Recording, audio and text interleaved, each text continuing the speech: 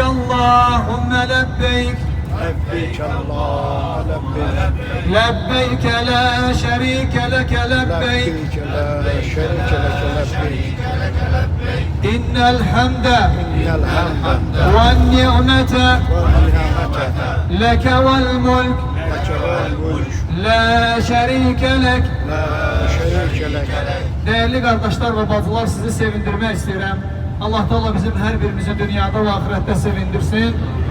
Ve elə bilirəm ki, bundan da böyle bir sevinç olabilmez mümin kişiler ve mümin kadınlar için. Allah Teala Kur'an-ı Kerim'de ayette buyurur ki: "Men amile salihan min zekerin ev unsa ve huve mu'min, felenuhyiyennehu hayaten tayyibe ve lenecziyennehum ecrahum bi ehseni ma kanu ya'melun." Allah Teala buyuruyor ki, mümin olarak salih emel eden kişiler ve kadınlar, onlara güzel hayat yaşatacağım. Yani güzel hayat dünyada ve ahirette. Sonra Allah Teala buyuruyor ki, ettikleri emellere göre onları en güzeliyle mükafatlandıracağım. Mükafat, Allah Teala razılığı, enliliği yerler ve göyler kadar olan cenneti, bunlar böyle mükafattır. Ve sizi sevindirmek istediğim esas bu hissesidir. Alimlerden biri deyir ki, mən bilirəm Allah məni nə vaxt hatırlayır.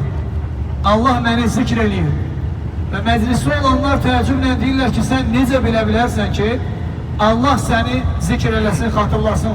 Deyir, çünki Rəbbim Quran-ı Kerimdə, Allah Quran-ı Kerimdə Bəqərə surəsində buyurur ki, فَذْكُرُونِ اَذْكُرْكُمْ وَشْكُرُوا لِ وَلَا تَكْفُرُونَ. Siz məni yad edin, siz məni xatırlayın, mən də sizi yad edim, xatırlayım. Mənə şükür edin və mənə nankörlük etməyin. Bu böyük bir sevinçdir, mükafatdır ki, biz Allah'ı zikr edirik, Allah'tan danışırıq, Allah da bizden danışır, Allah da bizi zikr eləyir.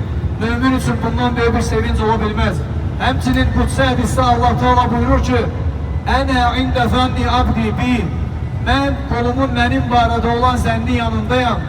Və ənə məəhu izə zəkərani.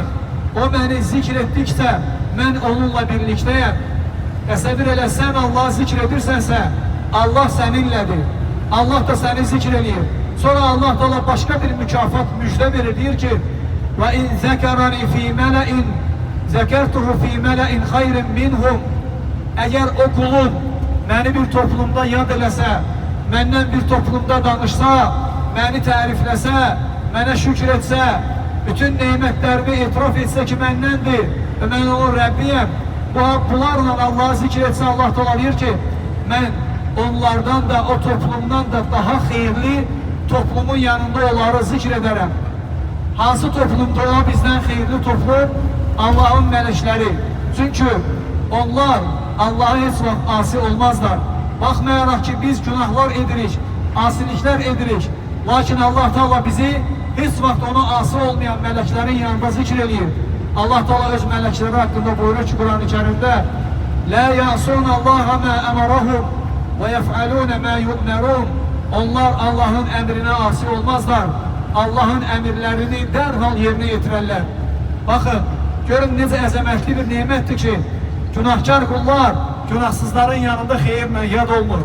Həmçinin Allah Teala mələkləri, Allah cənnəti yaradanda Allah'a deyirlər ki, ey Rəbbimiz, cənnəti bizə ver. Adəm evladına dünyanı vermişsən. Onlar orada yeyib içib yaşayırlar. Ləzzətlər içində cənnəti də bizə ver. Görün Rəbbimiz Allah Teala onlara nə cavab verir. Allah Teala deyir ki, izzətimə və ucalığıma and olsun ki, əlimlə yaratdığım bir bəndəni ol deməklə olan bəndiyə tay tutmaram. Allah Teala Adəmi əli ilə yaradır. Mələkləri isə ol kəlməsindən. Ona görə Allah Teala deyir ki, Adəmi və evlatlarını mələklərə bərabər tutmaram.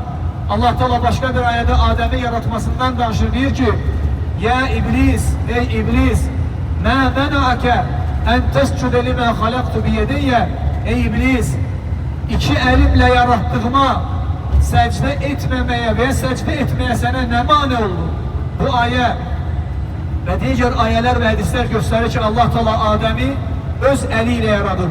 Həmçinin Allah Teala başqa bir ayədə buyurur ki, وَلَقَدْ كَرَّمْنَا بَنِي Ədəmə. Artıq biz Adəm evladını hörmətli elədik.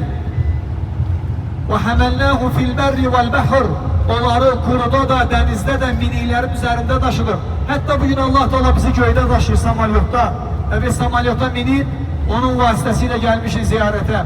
Dənizdə üzən gəmilər Allahın izniyle üzür. Hərəkətdə olan bir dəqiqə bu mini Allahın izniyle hərəkət edir. Sonra Allah Teala buyurur ki, وَرَزَقْنَاهُمْ مِنَ الطَّيِّبَاتِ Ve onlara pak rozulardan vermişik. Həmd olsun Allah'a ki Allah Teala bütün bunları bize nasip eləyib. Müjde oldu ki biz Allah'ı zikr eləsək, Allah'ı xatırlasaq, Allah da bizi xatırlayır. Elhamdülillah bundan böyle bir nimet olabilmez. Lebbeyk Allahümme lebbeyk. Lebbeyk la şerike leke lebbeyk. İnnel hamde ve ni'mete leke vel mulk. La şerike lek. Lebbeyk Allahümme lebbeyk. لبيك لا شريك لك لبيك إن الحمد والنعمة لك والملك لا شريك لك.